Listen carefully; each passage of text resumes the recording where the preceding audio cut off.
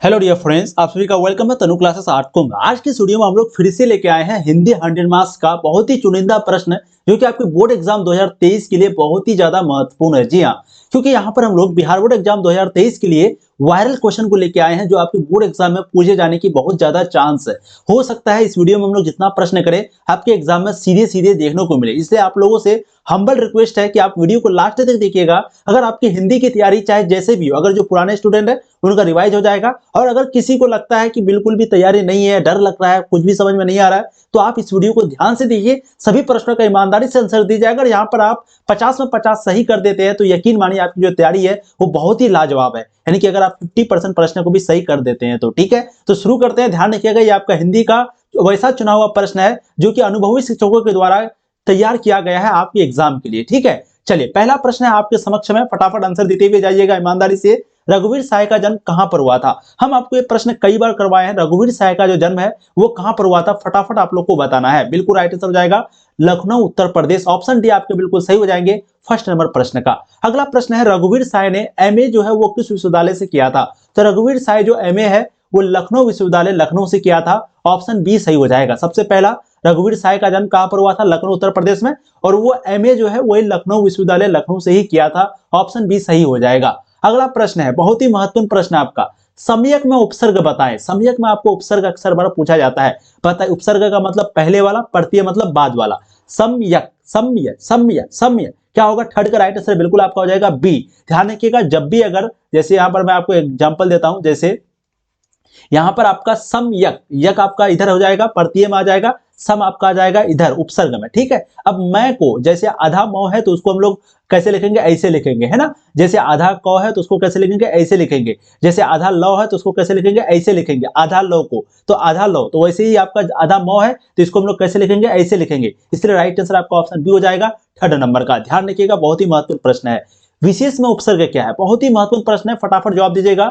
यहाँ पर विशेष में उपसर्ग मतलब पहले वाला, विश विश या वी, विशेष विशेष। फोर का राइट आंसर बिल्कुल आपका हो जाएगा वी। ऑप्शन सी बिल्कुल सही हो जाएगा, विशेष विशेष। तो वी जो है वो आपका उपसर्ग हो जाएगा। चलिए अगला प्रश्न देखिए, 2019 में पूछा गया है, बहुत ही महत्वपूर्ण प्रश्न है। प्रतिनिधि में उपसर्ग बताएं। प्रतिनिधि प्रतिनिधि प्रतिनिधि प्रतिनिधि प्रतिनिधि। 5 का राइट आंसर आपका क्या हो जाएगा? डी। बहुत बढ़िया, प्रतिनिधि। निधि आपका प्रत्यय में, प्रत्यय आपका उपसर्ग में, तो ऑप्शन डी आपके सही हो जाएंगे 5 नंबर का। अगला देखिए, आप लोग आंसर दीजिए फटाफट। पर्यवेक्षक पर्यवेक्षक पर्यवेक्षक पर्यवेक्षक। 6 का राइट आंसर क्या हो जाएगा? यहां पर जो राइट आंसर है वो आपका परि होगा। जी हाँ, यहां पर पर्य नहीं होगा। एक्सेप्शन आपको याद रखना है कि पर्य का जब भी पूछा जाए तो आपको राइट आंसर क्या लगाना? परि ही लगाना है, परि। ऑप्शन आपके ए से हो जाएंगे 6 नंबर का। बहुत बढ़िया। अगला देखिए, अधिनायक कौन है? बहुत ही महत्वपूर्ण प्रश्न है, सभी का आंसर फटाफट आप लोग देते हुए जाएंगे। और आपका जो ये पर्यवेक्षक शब्द है ये आपका तत्पुरुष समास है, याद रखिएगा। पर्यवेक्षक क्या है? तत्पुरुष समास है, तत्पुरुष समास। ठीक है, अब अधिनायक कौन है? तो अधिनायक जो है वो आपका कौन है? सत्ताधारी वर्ग है। ऑप्शन सी बिल्कुल सही हो जाएंगे। अगला प्रश्न देखिए, क्वेश्चन नंबर 8, मलियज ने किस मंत्रालय में नौकरी की? फटाफट जवाब दीजिए। मलियज ने किस मंत्रालय में नौकरी की? ऑप्शन आपके सी से हो जाएंगे, कृषि मंत्रालय में। बहुत जबरदस्त, बहुत बढ़िया। मलियज का जन्म किस सन में हुआ था? तो मलियज का जो जन्म है वो कब हुआ था? 1935 में हुआ था। बहुत जबरदस्त, राइट आंसर आपका ऑप्शन बी हो जाएगा। अगला प्रश्न देखिए, बालक शब्द में प्रत्यय क्या है? प्रत्यय मतलब बाद वाला, बालक बालक लक।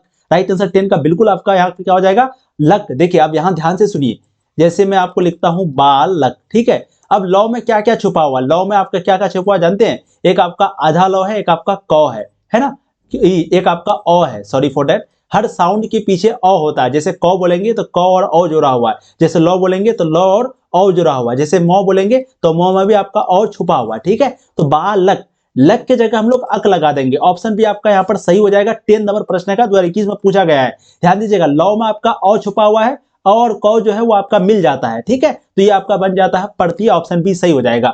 भिक्षुक, ये शब्द में प्रत्यय क्या है? बहुत ही इंपॉर्टेंट प्रश्न है, बोलिएगा। भिक्षुक में प्रत्यय भिक्षुक क्या होगा? ये होगा या उक होगा? अब यहाँ पर आंसर ध्यान से दीजिए। 11 का आंसर बिल्कुल सी हो जाएगा। अभी हमने आपको क्या बताया? औ जो है वो आपका छुपा हुआ रहता है। ठीक है, तो अक्षर जो है, अक्षर में आपका अ छुपा हुआ है, तो छू लिखा हुआ है, तो यहाँ पर ऊ आपका छुपा हुआ है, तो राइट आंसर क्या हो जाएगा? उक। तो उक का राइट आंसर आपका सी हो जाएगा 11th नंबर का। ठीक है, अब अगला प्रश्न देखिए, निम्नलिखित में से कौन सी मलियज की आलोचना है? यहाँ पर बताना है मलियज की आलोचना निम्न में से कौन सी होगी? 12 का राइट आंसर आपका हो जाएगा कविता से साक्षात्कार। ये जो है मलियज की आलोचना है। ऑप्शन डी सही हो जाएगा। विनोद कुमार शुक्ल का पहला कविता संग्रह जो कि लगभग जयिंद है वो जो है पहचान सीरीज के अंतर्गत कब प्रकाशित हुआ था? बिल्कुल, ये जो है आपका 1971 में प्रकाशित हुआ था। ध्यान रखिएगा, विनोद कुमार शुक्ला का जो पहला कविता संग्रह है जिसका नाम है लगभग जय सिंह, लगभग जय हिंद, ये जो प्रकाशित हुआ था 1971 में हुआ था। ऑप्शन ए सही हो जाएगा। अगला प्रश्न है, विनोद कुमार शुक्ल विश्वविद्यालय में एसोसिएटेड प्रोफेसर रहे थे। बताइएगा, विनोद कुमार शुक्ल जो है वो कौन से विश्वविद्यालय में एसोसिएटेड प्रोफेसर रहे थे? बहुत जबरदस्त, बिल्कुल 14 का राइट आंसर हो जाएगा इंदिरा गांधी कृषि विश्वविद्यालय। कौन सा विश्वविद्यालय? इंदिरा गांधी कृषि विश्वविद्यालय में विनोद कुमार शुक्ल जो है वो एसोसिएट प्रोफेसर थे। ऑप्शन सी सही हो जाएगा। हम कल ही आपको ये सारा क्वेश्चन करवाए थे ब्रह्मास्त्र सीरीज वाला वीडियो में, है ना। अगला देखिए, विनोद कुमार शुक्ल का पहला कविता संग्रह कौन सा है? विनोद कुमार शुक्ल का पहला जो कविता संग्रह है उनका नाम है वह आदमी नया गर्म कोट पहनकर चला गया विचार की तरह। तो ये जो है उनका क्या है, पहला कविता संग्रह नहीं, लगभग जय हिंद राइट आंसर आपका डी होगा। ठीक है, बड़ा देकर के हमेशा आंसर नहीं देना। विनोद कुमार शुक्ला का जो पहला कविता संग्रह है वो क्या हो जाएगा, लगभग जय हिंद। चलिए, उदय प्रकाश जी का जन्म कब हुआ था? उदय प्रकाश जी का जो जन्म है वो हुआ था 1 जनवरी 1952 को। ऑप्शन बी सही हो जाएगा 16 नंबर का। अगला प्रश्न आपका, उदय प्रकाश ने किस पत्रिका के संपादन विभाग में काम किया था? तो उदय प्रकाश ने जो है दीनमान पत्रिका के संपादन में काम किया था। ठीक है, तो राइट आंसर आपका यहाँ पर दीनमान हो जाएगा। ठीक है, अगला प्रश्न देखिएगा, बहुत ही महत्वपूर्ण है। त्रिज किसका पर्याय बनकर उभरा है? तो त्रिज जो है वो किसका है? शांति का, आतंक का, या फिर सद्भावना का, या फिर इनमें से कोई नहीं। 18 का राइट आंसर आपका हो जाएगा आतंक का। त्रिज जो है वो किसका पर्याय बनकर उभरा है? आतंक का। अगला प्रश्न आपका, हारजीत कविता वाजपेयी के लिए कविता संकलन से ली गई है। बताइएगा, हारजीत जो कविता है वो वाजपेयी के लिए किस मतलब की कविता संकलन से ली गई है? 19 का यहाँ पर राइट आंसर बहुत जबरदस्त हो जाएगा, कहीं नहीं वहीं। ऑप्शन ये बिल्कुल सही हो जाएगा। ठीक है, अब देखिए उपवन में कौन सा उपसर्ग है? उपसर्ग मतलब पहले वाला, उपवन, उपवन। राइट आंसर क्या होना चाहिए? बी होना चाहिए। क्या आप लोगों के अनुसार? बिल्कुल राइट आंसर आपका बी हो जाएगा। 2019 में पूछा गया था उपवन, तो राइट आंसर क्या हो जाएगा? बी, ये हो जाएगा उपसर्ग। अगला देखिए, बेईमान शब्द में उपसर्ग क्या है? बेईमान, बेईमान, बे, बे। 21 का क्या राइट आंसर होना चाहिए? बे। जी हाँ, बिल्कुल सी आपका सही हो जाएगा। ध्यान रखिएगा, बे अलग है, ई अलग है, मान अलग है ना। तो बेईमान, तो बे जो है वो आपका उपसर्ग हो जाएगा। C21 का राइट आंसर आपका हो जाएगा। 2020 में आपको ये पूछा गया है। ठीक है, बे और ई में बहुत डिफरेंस है। बेई, बेई ये कभी नहीं होगा। बेई ये अलग अलग है, तो बे आपका राइट आंसर हो जाएगा। ठीक है, अशोक वाजपेयी ने किस विश्वविद्यालय से बीए किया था? तो अशोक वाजपेयी जो है वो कौन सा विश्वविद्यालय से बीए किया था? वो है सागर विश्वविद्यालय। ठीक है, राइट आंसर क्या हो जाएगा? ऑप्शन डी हो जाएगा। हम आपको ये प्रश्न कल भी करवाए हैं बिल्कुल ब्रह्मास्त्र सीरीज वाला वीडियो में। अगला देखिए, बस अशोक वाजपेयी ने किस कॉलेज से एमए किया था? तो अशोक वाजपेयी जो है वो सेंट स्टीफन कॉलेज दिल्ली से जो है क्या किया था? एमए किया था। ऑप्शन बी सही हो जाएंगे। अगला है अपना उल्लू सीधा करना, यानी कि अपना उन्होंने तो अपना उल्लू सीधा कर दिया, मतलब अपना काम निकाल लिया, अपना काम बना लिया। ऑप्शन आपका ए सही हो जाएगा। जैसे आपके कोई दोस्त है, आपसे किताब लेकर के अपना उल्लू सीधा कर लेता है ना, यानी कि वो अपना काम बना लेता है, फिर आपको लास्ट में दे देता है। ऑप्शन आपका ए सही हो जाएगा। कोई आपका जीबी खत्म कर दिया, नेट का जीबी, तो वो अपना काम कर लिया, तो आप उसको क्या बोलेगा? वो तो अपना उल्लू सीधा कर लिया, मतलब वो अपना काम निकाल लिया। चलिए, अगला देखिए, अपने पाँव में कुल्हाड़ी मारना का मतलब क्या है? बहुत ही इंपॉर्टेंट और बहुत ही आसान प्रश्न है। बोलिए, अपने पाँव में कुल्हाड़ी मारना। अरे यार, हम तो अपने पाँव में कुल्हाड़ी मार दिए भाई। मतलब अपने पाँव में कुल्हाड़ी का मतलब जानबूझकर अपना नुकसान करना। ऑप्शन भी आपका सही हो जाएगा। कुल्हाड़ी से पैर काटना नहीं होगा, पाँव को घावा कर देना ये नहीं होगा। क्या हो जाएगा? जानबूझकर अपने आप को नुकसान पहुंचाना। ठीक है, अगला है अपने मुंह मियाँ मिट्ठू बनना का अर्थ क्या है? अपने मुंह मियाँ मिट्ठू, इसका मतलब क्या होता है? अपने मुंह मियाँ मिट्ठू बनना, अपने मुंह मियाँ अगर मिट्ठू बनेंगे तो इसका मतलब क्या हो जाएगा? इसका इस मोहड़े का मतलब होगा अपनी प्रशंसा आप करना, है ना। तो अपने मुंह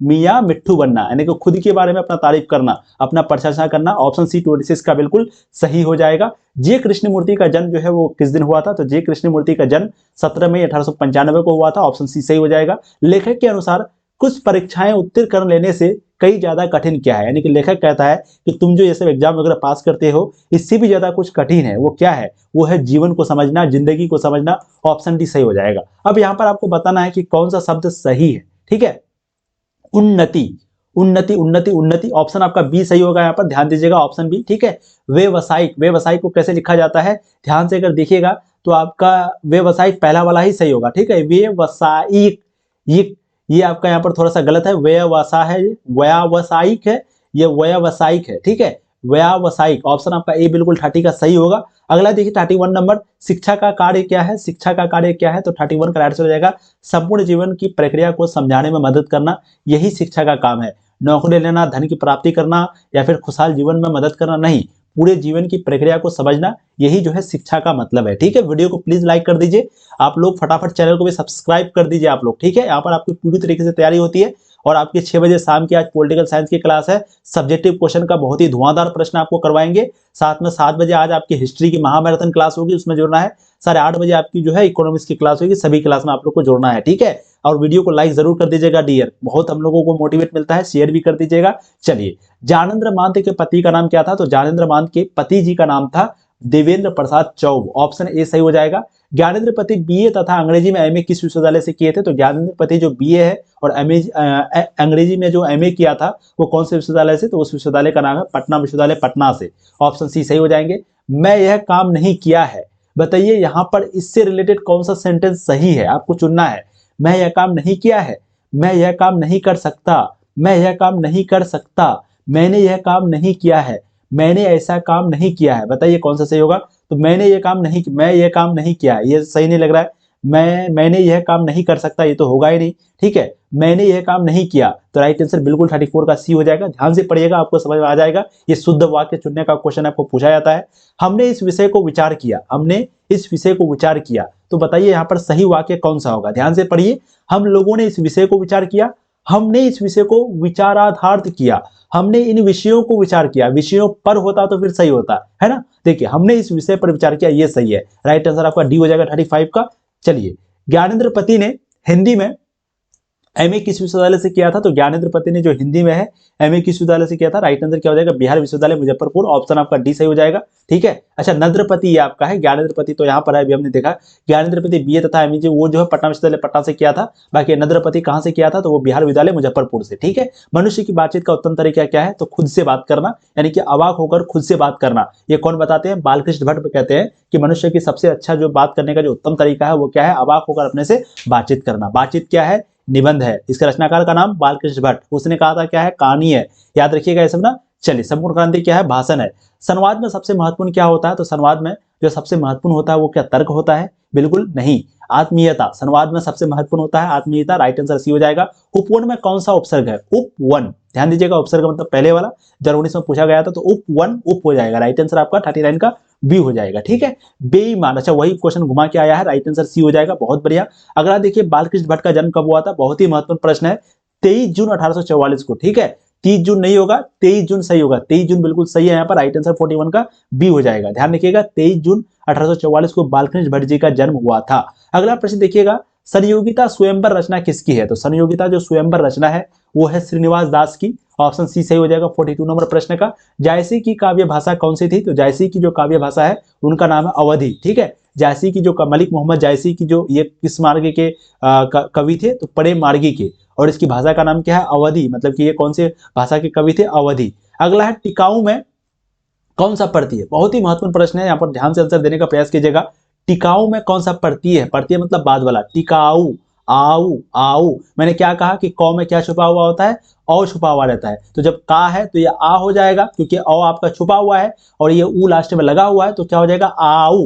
राइट आंसर आपका हो जाएगा ए। ठीक है, बहुत ही जबरदस्त प्रश्न जो है आपको यहाँ पर करवाया जा रहा है, ध्यान से सभी का आंसर देना है। चलिए, अब अगला प्रश्न को देखते हैं। क्वेश्चन नंबर आपका हो जाएगा 45, जो कि बहुत ही महत्वपूर्ण है, ध्यान से देखिएगा। अप्रत्याशित शब्द में उपसर्ग प्रत्यय अलग अलग कीजिए, है ना। अप्रत्याशित में आपको उपसर्ग भी पूछा जा रहा है और प्रत्यय भी पूछा जा रहा है, इस प्रकार का भी क्वेश्चन आपको पूछा जाता है। अब ध्यान से अगर देखिएगा, अप्रत्याशित में अप्रत्याशित, अप्रत्याशित अ अलग है, तो अ जो है आपका उपसर्ग होगा, ये कंफर्म है। ठीक, एक आंसर मिल गया। अप्रत्याशित, अब ध्यान से देखिएगा, मैं शीत को लिखता हूं, शीत एक अलग शब्द है, शीत, प्रत्याशित, शीत, शीत, शीत। अब शीत को ध्यान से पढ़िएगा अगर, तो शीत में आपका क्या छिपा हुआ? ई छिपा हुआ, शीत में क्या छिपा हुआ? ई। अब यहाँ पर एक और प्रश्न है कि ई होगा या फिर दीर्घई होगा, तो क्योंकि ये हर्षईकार है, तो हर्षईकार के लिए हम लोग लगाते हैं सिंपली ई। ध्यान दीजिए, हर्षईकार के लिए हम लोग क्या लगाते हैं? ई। और अगर दीर्घईकार रहेगा तो हम लोग लगाएंगे दीर्घई। ठीक है, तो यहाँ पर क्योंकि शीत है तो इसके लिए लगा देंगे ई और लगा देंगे तो, इत। तो अब राइट आंसर क्या होना चाहिए? 45 का। 45 का बिल्कुल सही जवाब जो है वो इत होगा और अ होगा, ये दोनों अगर मिल गया तो डायरेक्ट आंसर ए लगा दीजिए, बीच वाला को भूल जाइए। ठीक है, तो राइट आंसर क्या हो जाएगा आपका? बिल्कुल ए हो जाएगा। जबरदस्त, बहुत ही अच्छे से समझ लीजिएगा। जुर्माना में प्रत्यय क्या हो जाएगा? प्रत्यय मतलब बाद वाला, जुर्माना, माना। मां में फिर आपका क्या छुपा हुआ? आ छुपा हुआ है ना, और नाव करना, माँ में क्या छुपा हुआ, मौ मौ में आपका औ छुपा हुआ है और आकार लगा हुआ तो आकार हो जाएगा, तो आ फिर नौ करना, फिर लास्ट में ना है तो माना, आना। राइट आंसर आपका 46 का बी हो जाएगा। ठीक है, पढ़ाई में पढ़ते क्या हो जाएगा, पढ़ाई, रॉ। अब ध्यान से देखिएगा, अगर तो रॉ में आपका क्या छुपा हुआ है, औ छुपा हुआ है, और रा है, रा, तो रा का जगह आ कर देंगे, आ कर देंगे, और ई में आपका क्या हो जाएगा, तो क्योंकि दीर्घई है तो दीर्घई में आप यहाँ पर दीर्घई लगा दीजिए, तो क्या हो जाएगा, आई। तो ऑप्शन आपका सी सही हो जाएगा 47 का। ठीक है, अगला देखिए, जायसी के काव्य का मुख्य रस क्या है, तो जायसी के काव्य का मुख्य रस आप सबको बताना है। 48 का बहुत ही जबरदस्त प्रश्न है आपका। ठीक है, अच्छा इसका आंसर क्या होगा, थोड़ा सा आप लोग बताइएगा, यहाँ पर मुझे भी थोड़ा कंफ्यूजन है। श्रृंगार रस होगा या वीर रस होगा, इन दोनों में से मुझे डाउट है। मुझे जहां तक लगता है वीर रस होना चाहिए, है ना, लेकिन कोई कोई श्रृंगार रस भी बोलेगा। इस डाउट को रहने देते हैं, नेक्स्ट वीडियो में इसको क्लियर कर देंगे थोड़ा सा देखने के बाद। ठीक है, चलिए अगला को देख लेते हैं। जायसी ने रत्नसेन तथा पद्मावती की कथा को किस प्रकार जोड़ा, तो जायसी ने जो है रत्नसेन और जो आपका रत्नसेन तथा पद्मावती की जो कथा है उसको जोड़ा था, किस प्रकार से, रक्त रूप लेई द्वारा। ऑप्शन सी सही हो जाएगा। अगला प्रश्न देखिएगा जो कि बहुत ही महत्वपूर्ण है। उसने कहा था, बहुत ही महत्वपूर्ण, उसने कहा था कहानी का नायक कौन है, उसने कहा था कहानी का जो नायक है, ठीक है, वो कौन है, तो दो पात्र था, एक लहना सिंह और एक कौन था, एक था सूबेदार नेली। तो यहाँ पर राइट आंसर 50 का आपका ए हो जाएगा। ठीक है, तो आज जो है हम लोग टोटल 50 प्रश्न को किए हैं। आप लोग को बताना है कि आप लोगों ने 50 में कितना सही किया। और मैं फिर से बता रहा हूँ, ये सारा प्रश्न आपके लिए बहुत ही चुनावा प्रश्न, चुनिंदा था, इसलिए आप लोग अच्छे से देख लीजिएगा जो भी नहीं बना होगा। और इसी तरीके से हम लोग पढ़ाई करते हैं यहाँ पर। ठीक है, चैनल को आप लोग सब्सक्राइब कर लीजिए। बाकी आप लोगों के लिए जो है वेबसाइट भी बनाया गया है, जैसे आप लोग को पता होगा वेबसाइट का नाम क्या है, तनु क्लासेस। ठीक है, तो आपको गूगल पे जाना है, तनु क्लासेस सर्च करना है और कम समय में अपनी तैयारी को और बेहतर बनाना है।